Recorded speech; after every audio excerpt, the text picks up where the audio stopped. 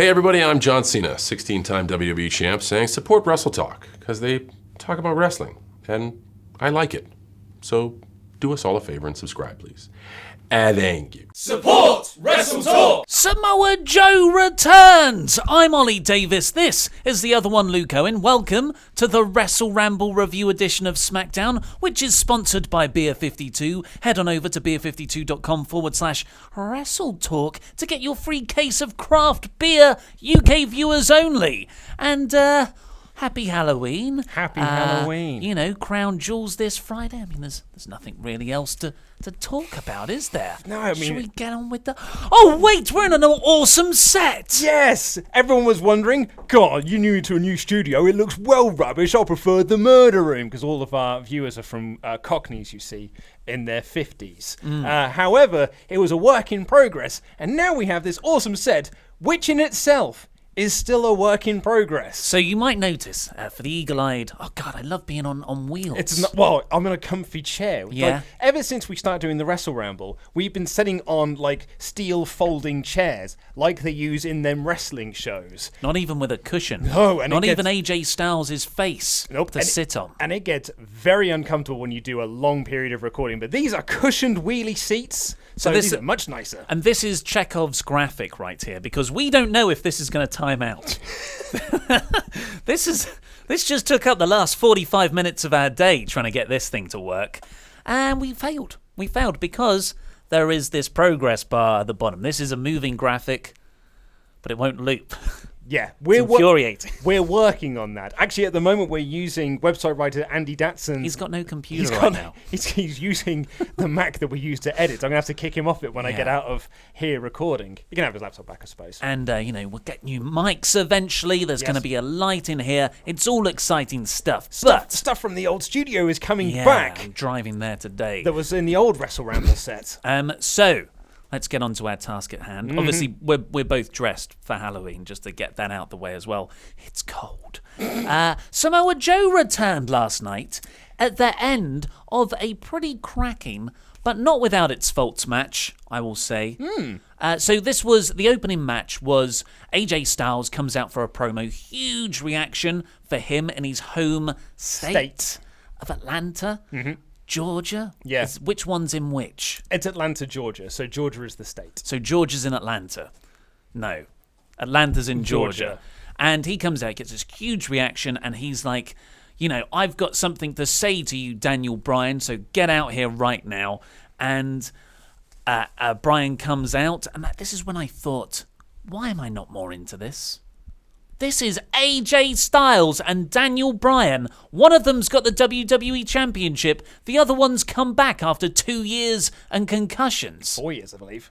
Was it 2 years? No, it's 2 years, you're right. 2 years. 2 2 years, yeah. Like, why is this not amazing? Well, I mean, one of my first notes I made watching this show is like, God, I'd be so much more into this match if it wasn't at Crown Jewel.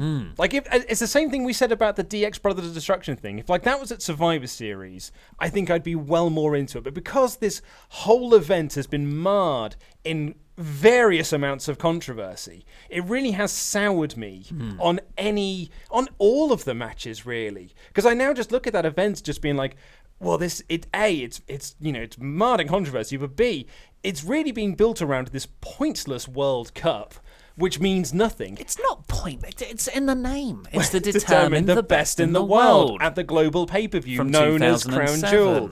But at least now on this SmackDown episode, it has been given some stakes. Finally. So, but at the start of this show, I was like, I'm just really not into anything that is on this Crown Jewel show, and that's a shame, because I really want to be excited for AJ versus Bryan. Remember when we got really excited about after WrestleMania when they had that short match on SmackDown? That was a great match. The kind of match that has enough in for them to build on the next one. Exactamundo. Yeah. But that's what we were building to here, I suppose, because Bryan reportedly, although we can now say confirmed reports, was very unhappy with Crown Jewel because of said controversies and essentially just refused to work the show. And he's got enough backstage clout to be able to get away with that sort of thing and just say, no. It's like him and John Cena are pretty much the only people to go, no, and I'm not doing it. Someone pointed this out on Twitter, And I didn't even think of this. I just thought John Cena and Daniel Bryan, those are two completely unrelated people who have issue with Crown Jewel taking place in Saudi Arabia. They've got Bellas. They have got Bellas. I think the Bellas are the real... Now we've got a desk. I might start hitting it. Now it's the Bellas. You reckon? We have to salute them. They've got big moral consciences, obviously. Yes. Evidently. Daniel Bryan comes out to... My shoulder's cold without this cape covering it. Daniel Bryan comes down to talk to AJ and cuts a wicked promo, I thought. It's like, hey, I don't see you as a friend. I don't see you as an esteemed, respected colleague. I see you as the WWE champion, and I want to take it from you. Yeah, the reason I came out of my retirement, my forced retirement, was because I wanted to be the WWE champion. That was what was driving me to get back into the ring. And it was really nice. Essentially what they had to do was kind of expedite this feud very, very quickly so we could end it here. This segment may or not taken place if Bryan was working the show. But it really did feel like when AJ was like, yeah, when I hit you with that Pele kick last week, I meant it. Yeah. And it felt like it was like, okay, let's get through this as quickly as we possibly can, and the feud's over. That was weird. I didn't like that because they were... AJ started this bit by saying he apologizes for the Pele kick. And then he apologized because it was intention. I just thought it was sloppy writing. But this did end up in a match. They kept on saying, it was so obvious. They kept on saying, yeah, I'll face you this Friday. You won't expect what's going to happen. Wink. And then AJ was like, no, let's do this match right now. Then Shane O'Mac comes out to a massive pop. And he was like... Inexplicably. And then he was like, yeah, this is SmackDown. It's the land of opportunity, or whatever the hell he likes to say. What up, Atlanta? And then says, we're going to have this match right now. And so we got our Crown Jewel WWE Championship match on this episode of SmackDown Live, which... unfortunately, because it's on a TV show, means there's ad breaks in there, which kind of breaks up some of the flow. But I did think it was a bit of a terrific match. Well, that's it. This was a really good match, told a great story. Bryan is targeting AJ's arm because AJ's finisher is the phenomenal forearm. And the yes lock. And because, setting up the yes lock. Likewise, AJ targets Daniel Bryan's left knee after he sort of fake injures it on a suicide dive outside because he's got the calf crusher in his arsenal, and Daniel Bryan's finisher is the running knee. Yeah. It was a really nicely structured match. It did go through ad breaks. It went through 2. It got a lot of time, but it would have been better had those ad breaks not been there, and this was a pay-per-view encounter. And I was really, really into it. And in addition to the story and the structure, I love the counters. I thought this was a terrific counter match. Well, particularly as they got into the end, when it was Daniel Bryan did this amazing series of transitions where AJ went for the phenomenal forearm. Bryan caught him in an armbar, like a triangle armbar. Then he transitioned that into the S-lock and then transitioned that into a triangle seamlessly. And then AJ transitioned that into a Styles clash. And that was awesome. And off the Styles clash, locked in the calf crusher. Yeah. It was a really, really smart, counter reversal style match. And I thought it was really, really great. Same here. But it just, it felt like a bit damp, or like it was missing something.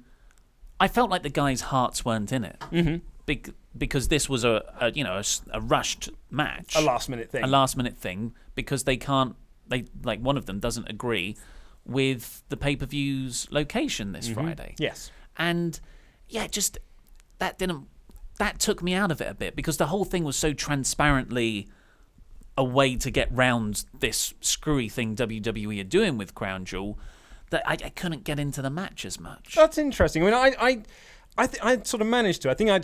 In my head, I was like, well, this is how they've written Daniel Bryan out of these Fridays or this Friday's show. So I'm just going to have to try and enjoy this match now. I get to enjoy this match now. Well, I just think if this was on a pay-per-view without all the stuff surrounding it, and that's what we said, this would be awesome, and you'd like it more as well. 100%. Because sorry, my sound stopped for a second then. I've always found that ad breaks really do hamper down a match. I've said it a lot of times with SmackDown Live. It's one of the reasons why I almost prefer Raw to SmackDown. I think they structure their matches better around ad breaks than SmackDown do. But if this was on pay-per-view, as I said, if this was at Survivor Series, I'd have been so much more into this match, or at TLC, because obviously they'll probably do a champ v champ match at Survivor Series. But I think I'd have been more into it there than I was here. Well, here it ended after, a really good, I'd say 20-minute match where it ends in that calf crusher on Daniel Bryan's injured left knee, and Bryan taps. Mm-hmm. That, to me, I don't know. It's like, I like it when people tap out. I wish people did submission finishes more and it wasn't seen as this, they're weak, they're ruined. Mm-hmm. Because, I was brought up in the Kurt Angle and Chris Benoit days and Chris Jericho, who were making baby faces tap left, right, and centre. But here, I felt like this was... I don't know. I felt like this was a bit of a punishment. Oh, no, I didn't see that at all. Because someone said that to me on Twitter this morning, saying, do you think that was a punishment because he refused to do the show? And I was like, no, I think this was probably the finish they were going to do on Friday. I don't know. Because this was in WWE's mindset these days, and it has conditioned me to think this as well. If you tap out, that is quite a definitive end to that feud, because that is the ultimate submission, really. And this was their first encounter. To have a submission victory clean, it doesn't leave the appetite wanting more. I don't know.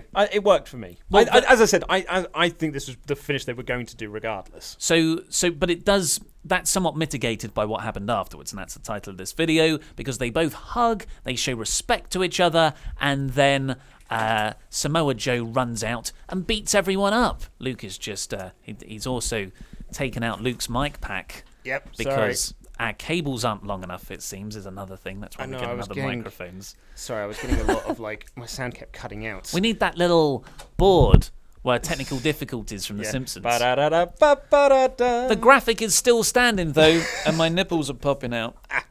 Samoa Joe attacks both men after this embrace and stands tall. Yeah, he really came out of nowhere, because the reports were that Joe's injured at the moment. But again, this very much felt like last minute thing. What can we do? We need to set up another match anyway. Joe will do, I guess, because we can try and further on. And when Joe cut his promo later on in the show, which was again about AJ's family, it did make me go like, oh, guys, I thought we'd all move past this. Well, we've got an Ooh Wendy t-shirt in the works, so I'm thankful, because we dragged our feet on that to the extent where it's gone out of the zeitgeist and potentially might come back in again.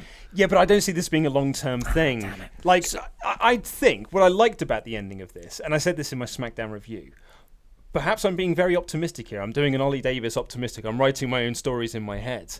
But this... Gotta make your own fun, brother. But sometimes, and I've said this multiple times for WWE this year, I'm hoping this leads to a three-way feud between AJ, Joe, and Bryan, because Joe choked out both men with the Coquina clutch, which to me would suggest that he's got beef with both of them, or at least Bryan now has got an excuse to have beef with Joe because he choked him out after the match unnecessarily, and that can tie into some sort of three-way match at TLC, because we most likely won't get it at Survivor Series. Totally. I think that's why Bryan tapping out in the finish of this match is okay, because you forget about it because you're now wanting to see this three-way feud. And back in, I think last month, they had a few December SmackDown house show advertisements, and of course cards subject to change, but one of the most heavily promoted matches was AJ versus Bryan versus Joe versus Miz in this four-way match. So maybe that's where they're going to go. I would love a three-way feud. Yeah.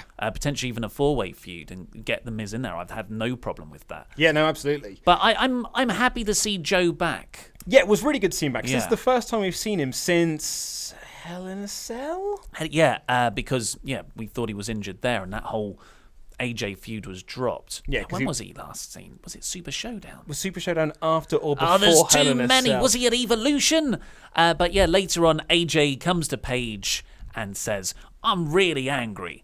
Let me have a match with Joe at Crown Jewel." And she's like, "Do you want me to reward what he did?" Which I really appreciated. Absolutely. Yeah. Considering as well, I thought she had a bit of a bonehead decision earlier in the night. I thought this was a much nicer... And it made sense as a general manager. Especially if you play off Baron Corbin's acts on Raw, where he rewarded Bobby Lashley for losing and being a heel. Yeah. So this was the other way around. But Paige made that match for Crown Jewel, and then we got a scary, terrifying Angry Joe promo from a locker room later. Yeah, just want to correct you on one point there. Baron Corbin didn't reward Bobby Lashley for losing. He rewarded Bobby Lashley for not being John Cena. Should we drink some beer? Beer52.com/WrestleTalk to get your free case of craft beer, UK viewers only. We are tucking into the pale ale from the Garden Brewery today. Yes, we've been enjoying the Garden Brewery's work in this Well, they're box. mostly cans, and we keep forgetting the bottle opener. Which is always good. Yeah.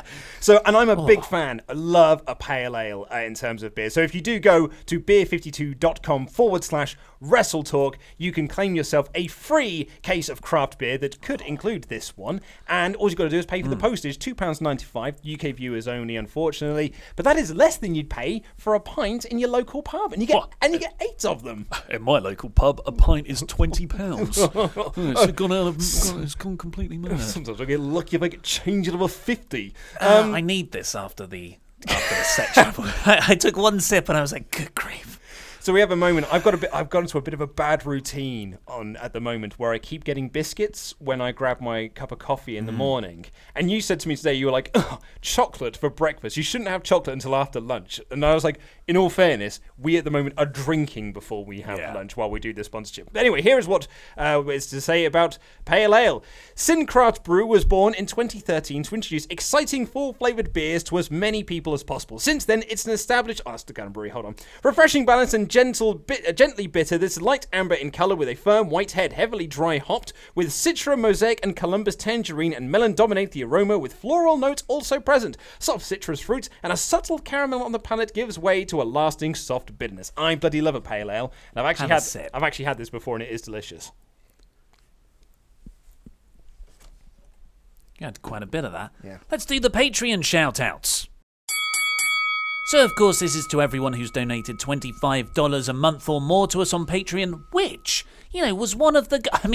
that was a goal we reached a long, long time ago to upgrade the WrestleRamble set, back when it was just I hope people like it, because I really like it, and if people start saying, I prefer the T-shirts, or just a nondescript black wall behind you, I think what people might like... or probably did like about the old set. This? Oh, sorry, yeah. What people liked about the old set was that it was very ramshackle. It was very amateur hour. It literally was some T-shirts gaffer taped to a wall. We would spend the first 5 minutes of every record putting the T-shirts back up. They would sometimes fall down during the course. I think people really enjoyed that. So perhaps the only backlash to this is like, it looks too good. Yeah. It looks too nice. You're overproduced. Your Coldplay. You're sold out. Well, anyway, all those people get a shout out on this show. So thank you, JVF, Jack Van Vliet. Yes! Woo! Colin McLeaner than Finn Balor. What does that even mean? 'Cause he's leaner. Oh, I thought it was just clean. Cleaner. Yeah, I realised now reading it out loud. John Secret Santos. What is it? What is it? Big Apple takedown, Lindsay Monroe. We've got to read some of that soon. There Where it is is. it? So it's up there. over behind your shoulder. Thank you. Butter me up, Soren Nord. Oh, yeah, Yes. butter me up indeed. Build me butter up, Buttercup. Harry and the Hendersons Burgers. He's big and hairy. Yes, he is, like Ollie Davis. Robin Banks, Lee Roberts. Oh, yes. I still haven't played Red Dead Redemption, although I have bought it. Don't know what it is. Ian Malcolm, Charles Xavier, Christopher Lloyd. All the best people. Woo! Sayonara. Cyan Grant. That's why Sayonara, Cyan Grant. That's why I went with Sayonara. See you later. And finally, Ryan B. Bad. Yeah! It's a SmackDown review, Maggle. I love it. We got us a flying Uso. So we opened with the opening segment for a change. Very nice. That's like, usually we're quite Quentin Tarantino about the structure of these Pretentious. reviews. That is your... Oh, Ollie said something I don't like. No, it's fine. It's pretentious. I was doing that for comedic effect. Oh, okay. I actually think Tarantino's earlier work is very good. Jeff Hardy and The Miz cut some promos backstage. Jeff is goofy. Miz is cool. Well, I mean, Jeff's goofy. Jeff Hardy, he cuts, like we said with Undertaker and Kane, like they just say Undertaker and Kane things. With Jeff now, I just hear Jeff things. It's just... synapses. Yeah, like... Fire. You hear Undertaker's like, boom, digging graves and digging souls, boom, the hell, and respect. Like, it's like, okay, it's an Undertaker promo. I get the gist of it. Same thing with a Hardy promo. He's like, paint on my face and eyes on my eyelids. And I'm like, cool, it's a Jeff Hardy promo. He said some stuff. Which is great because, I mean, it's great in a way because you want people to have unique voices, and you can very much tell who those promos are written for. Unfortunately, you need substance as well.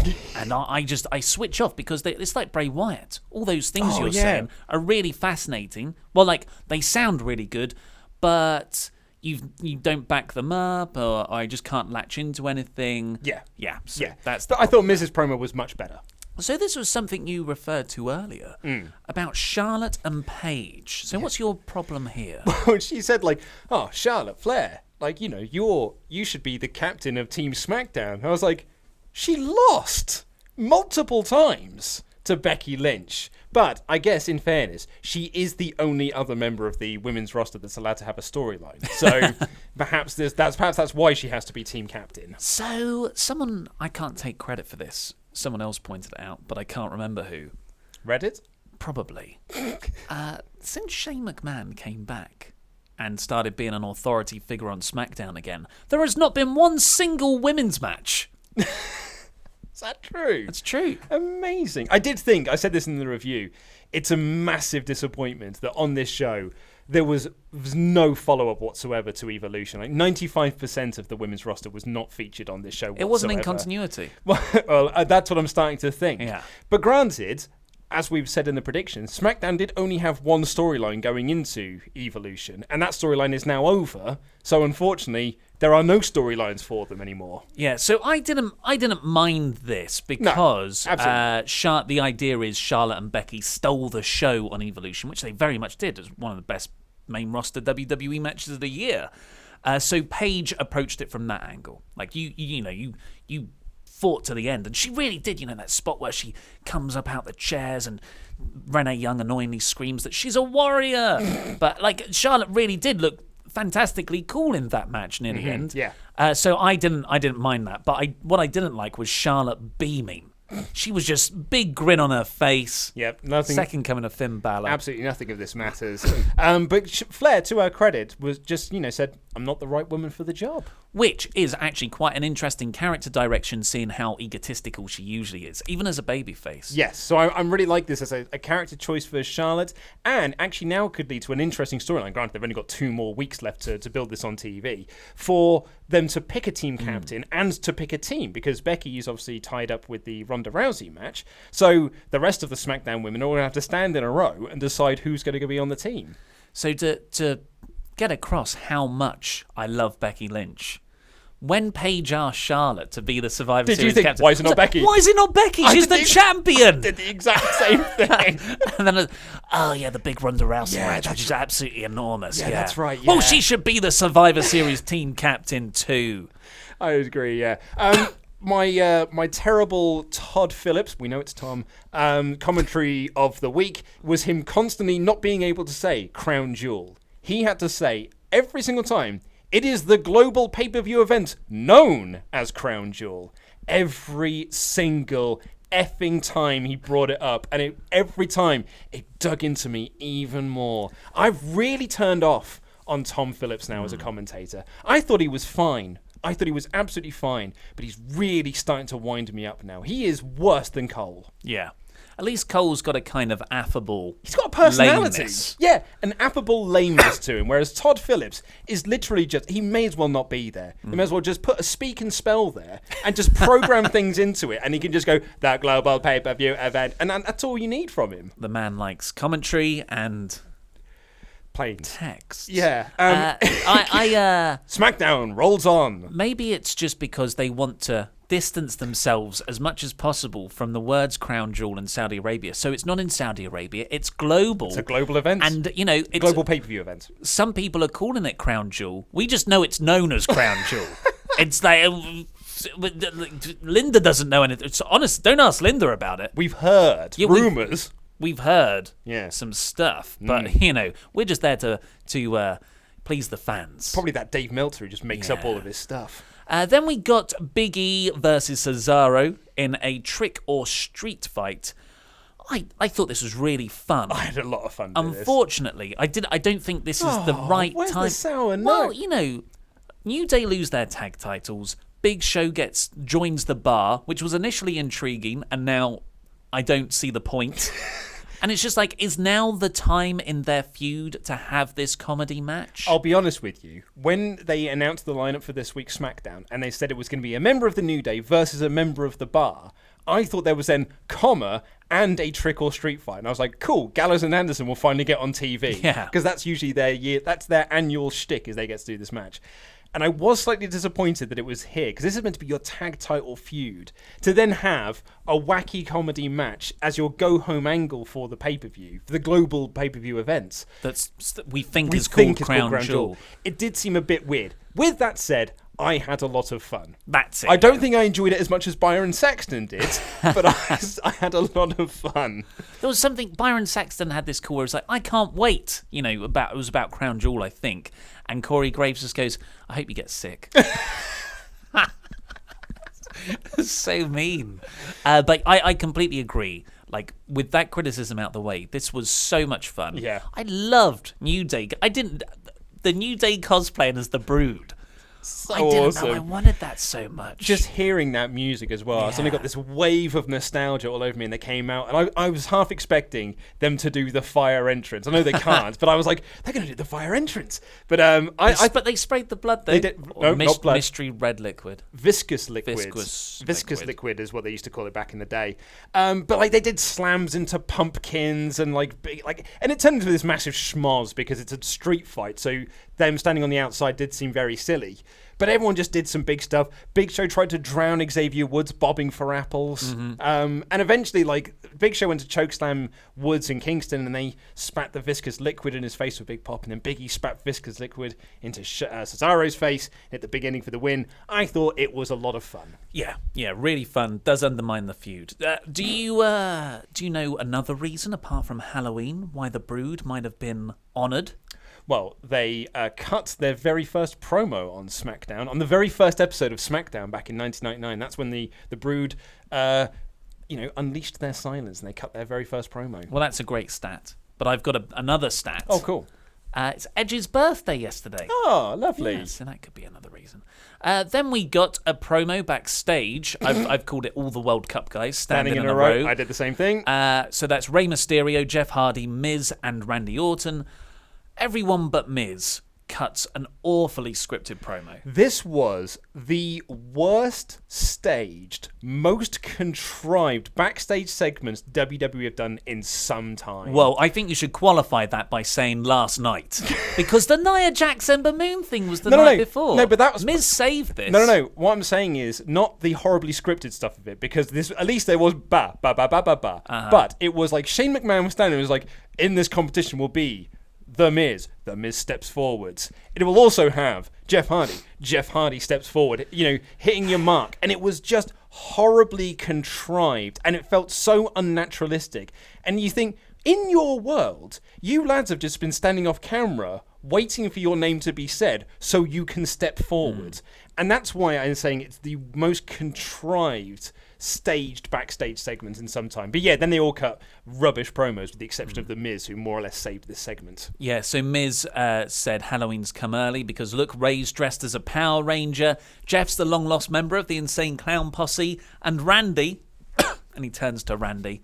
Randy's just staring at him. And Miz, brilliant, it was such good acting, just recoiled. And Randy's cool. It's really cool. Yeah, Randy's really cool.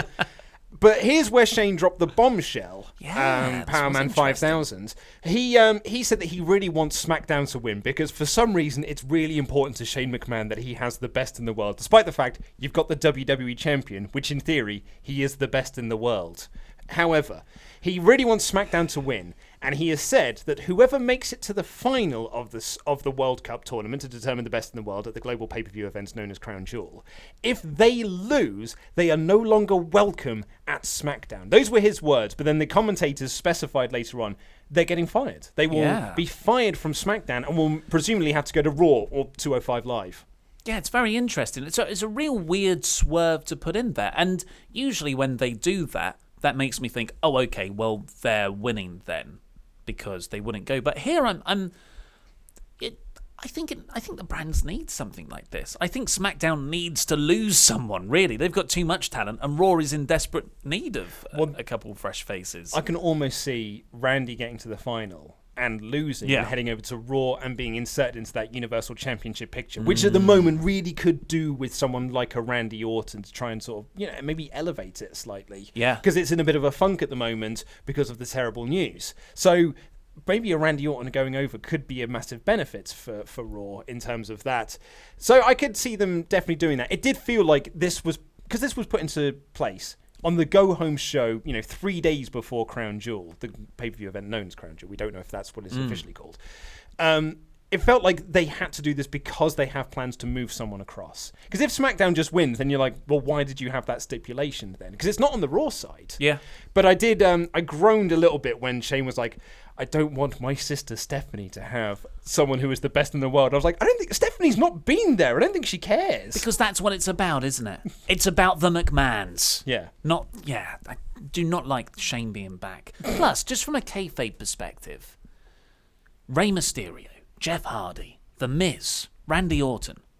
Why would you want to potentially lose any of those guys? Because they're not the best in the world. They let one of the Raw guys become the best in the world. But exactly, that is so fickle. That is like, how big is your ego to be punctured a little bit like that? Well, no, you lost on that night, so I don't want you anymore. Even though you're actually very good. Yes, even though you are a top draw and an actual star, I don't want you here. So then we got Paige booking that AJ versus Samoa Joe match. Then we got Shinsuke Nakamura taking on R-Truth because Ty Dillinger, very sadly, has a hand injury. Is that what it is? Yeah. Oh, man. Needs surgery. Apparently it's an old injury that's been aggravated. And he's going to have to get surgery, which sucks. All because that tens he's been doing. The guy's injured, man. Sorry. Which is a real shame because I like Ty. Yeah. And R-Truth is a good replacement because he is just fantastically over with his new dance. Who would have thought that a Carmella R-Truth act just a couple of months ago would be money? Well, here's the thing. Like, Brian Alvarez posted this on Twitter of Figure 4 Online. He said, I can't believe that R-Truth and Carmella are my favourite act on SmackDown when 2 months ago I was ready to stop reviewing SmackDown because I could not stomach another Carmella main event match. Yeah. And yet here we are, and they are a really, really good pairing. They did the dance break in the middle. I thought the match actually was quite bland and boring, really, because it wasn't much of a match. It was more or less, you may as well have not done it. Like, that's how much of a bland, boring match it was. It was nice to see Nakamura exists, though. Well, yes. And that I didn't just dream him up once. Well, here we go. 75 days now since Nakamura had a storyline. Wow. 75 days. United States champion, although it was announced that he'll be facing Seth Rollins. Oh, on this show? I'm pretty sure I heard it. So that this is one of those things that comes with a caveat. Like, it was like, of course, United States champion Nakamura will be facing the Intercontinental champion at Survivor Series. That makes sense. So you'd assume it's Seth Rollins. Well, yes, but I didn't know. I wasn't aware they announced it on this show. It wasn't like a big graphic announcement. Not like this one that's stayed up there. Nice work, WrestleTalk. So Nakamura wins with a Kinshasa. Then we got Becky Lynch promo. Yes. Now, so I thought the second hour of this show was pretty bad, pretty boring. But here comes Becky to save the day. Oh, yeah. And she comes out and essentially cuts a very short promo. This promo was literally bad, but it was so short, but so to the point that I loved it even more. Yeah. Because also she came out and she was like, I won at Evolution, I'm the man round here, and now I'm facing Ronda Rousey. She claimed to be the baddest woman on the planet. On what planet is she the baddest woman? Great line anyway. And then she just says, at Survivor Series, I'm going to rip off your arm. And then she leaves, and I'm like, brilliant. But the key to this, and what I loved about this segment, the commentators never made mention that she's a heel. The commentators never was like, what a dastardly person she is, what a horrible human being, she betrayed her best friend. All of that not mentioned. And they just treated Becky like she's Becky. And so I'm hoping, perhaps I'm reading too much into this, but I'm fingers crossed, that we can stop this ludicrous push of Becky as a heel and just accept that she's over as a babyface and just start acting accordingly. Yeah, you don't need to tweak the character at all, really. Just have her proceed as... Because this is the same Becky we've had since SummerSlam. And it was great. Just don't have the commentators going like, oh, she's awful. Well, maybe it's because the commentators love Charlotte so much that because Becky isn't feuding with Charlotte anymore, it's okay. But they also love Ronda. Oh, well, although they do have brand loyalty. Unless you're Corey Graves, who said that he's picked Bobby Lashley to win the World Cup. Bland loyalty, then. Hey. So I thought this was great. 2 points that she made, where she said, everyone you faced so far, Ronda, was beaten before they even got in the ring with you. I didn't come here to cosplay, which I guess was the Alexa Bliss side of things. I didn't come here to talk about a reality TV show, which is the Bellas. I'm just here to rip your arm off, like you said. Mm-hmm. I thought that was a great point. And then, I never thought about this match being based around the Battle of the Arm Bars. Oh, yeah, that's true. Becky's disarmer submission and, of course, Ronda's arm bar. So, yeah, I think they can... I'm really looking forward to this match. I was just... that's happening. That is something I want to see. But now I'm actually emotionally invested in it. Alexa responded to Becky's claim of her being just the cosplayer that she is. Yeah. And she sort of made this sort of jibe back and forth. And Becky just quote retweeted her saying, that was terrible. You probably pulled a hamstring making that reply. Then we got Samoa Joe doing his promo in the locker room. He did call this their final chapter, which may put some water over my fiery dreams of a three-way fuse. I thought this was a great, intense promo as normal, but I'm almost glad that this has come in and stopped AJ and Bryan, because that AJ Bryan feud was so lackluster and weak. That's true. That I kind of want them to just reset and start again in a couple of months. And then the main event was... because that Jeff Hardy-Randy Orton singles match was so good last week. Let's have Jeff Hardy and Rey Mysterio versus Randy Orton and The Miz. So it's the baby faces and the heels of those who are in the World Cup to determine the best in the world at the global pay-per-view event known as Crown Jewel. That we think is called Crown Jewel. It's that again. Pedestrian match. I thought it did pick up a little bit, though, when Hardy and Mysterio started double-teaming Miz. Jeff Hardy showing Lita how to do a poetry in motion correctly. And eventually they won. And then Randy just started RKOing people out of nowhere. Do you remember when... Awesomely so, though. Awesomely so. He hit... So Ray does his dive off the top rope. RKO just out of nowhere. Looked great. And then there's a nice moment when Randy's laid out Jeff and Ray with RKOs. And Miz just puts his hand on his shoulder being like, hey, we won. RKO to Miz as well. But do you remember when Randy turned heel? And he had those weeks where he wasn't hitting the RKO. And there was, everyone was like, this is is a story they're doing. Is when's Randy going to finally hit the RKO? He's not doing it because it's a popular move. And he doesn't want to get cheered for doing it. This is a genius bit for Randy Orton as a character. Now he just throws them whenever. So that's out the window, I guess. It's a real shame. Orton's heel character was one of the most intriguing of the whole company. Yeah. And he had that feud with Jeff, with the, it's not good now, but that was actually really cool and had some cool spots. And then he was going around just bullying random people. There was that awesome segment where he was just weirdly bullying a production staff member. Yeah, where's that, Randy? Well, it stopped at SmackDown 1000. Yeah, that's true. The Evolution reunion happened, and he hasn't really gone full bad guy since. He's just been a generic heel, as opposed to this sick, twisted, demented heel. Maybe he'll pick up again after Crown Jewel. Maybe once the World Cup to determine the best in the world is over, then we can go back to proper Randy. But yeah, and just no one wants to see Jeff and Randy. I think they're not wrestling like it's a blood feud. They just wrestle when they should be brawling, and it turns the entire crowd off. When they were in there together, you could hear a pin drop. Yeah, I was so uninterested in this main event. It was just incredible how uninterested I was. Well, I share that opinion, apart from Ray. Well, Ray's great, yeah. I've turned such a corner on Ray. Mm-hmm. It's insane. He's had a great year. Yeah. I just loved watching him move around. Mm-hmm. It's just like bouncing back and forth like a pinball. Anyway, yeah, so overall, I would give this show probably a smack bang in the middle. Just because it had that Crown Jewel spectre looming over it. Which is fair enough. I gave it a low smacktastic. Hindsight might have been slightly high, but I really enjoyed the AJ Bryan match. Really enjoyed the Trick or Street fight. I had a lot of fun with that, and I loved Becky's promo. So those three things, and bearing in mind the AJ Bryan match and the Trick or Street fight really took up the first hour of the show. So I enjoyed more than half of the show. It was just, I thought a lot of the second hour was a bit pants. But Becky really did elevate things. I like SmackDown Live when it is not focused on the top stars from 10 years ago. Yes, yeah, I think we can all agree on that. But that's all we've got time for today. Let us know how awesome ass that is, and say thanks to the graphic for staying up there. And click the videos that have just appeared on our laps to catch up with the latest Wrestle Talk videos. And go over to beer52.com/WrestleTalk for your free case of craft beer. I've been Ollie Davis, this has been Luke Owen, and that was Rambling.